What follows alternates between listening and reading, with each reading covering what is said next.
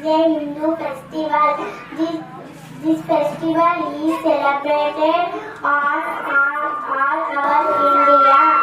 అనగా నూతన క్రాంతి సూర్యుడు మకర రాశిలో ప్రవేశించడాన్ని మకర సంక్రాంతి అంటారు. ఈ పండుగను ఎక్కువగా అందరూ జరుపుకుంటారు. ఈ కనుమ రోజు పశువులను గొప్పగా అలంకరించి ఆరాధిస్తారు. ఈ పండుగ రోజున పిల్లలందరూ సంతోషంతో గాలిపటాలు ఎగురవేస్తారు. అందుకే నాకు సంక్రాంతి పండుగ అంటే చాలా ఇష్టం. క్రాంతి అంటే నూతన కాంతి.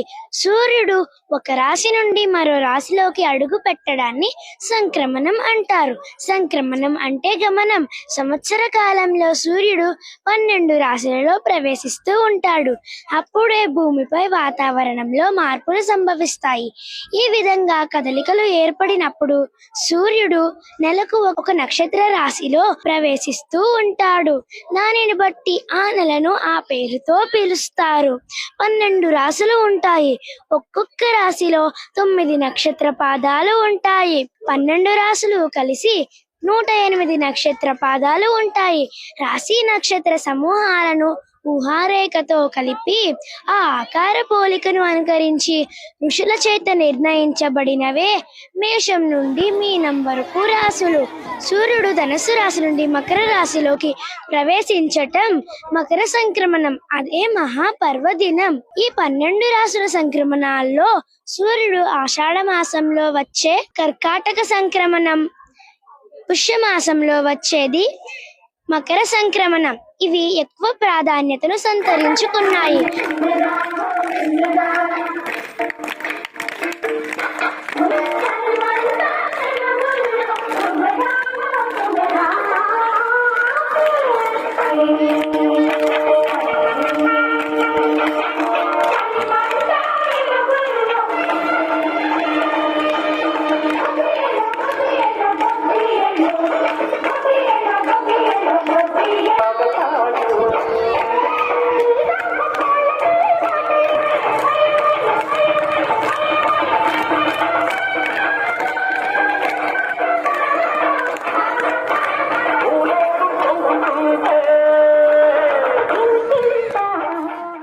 భాగ్యాలను ఇచ్చే భోగి, సరదాని ఇచ్చే సంక్రాంతి, కమ్మని కనుమ.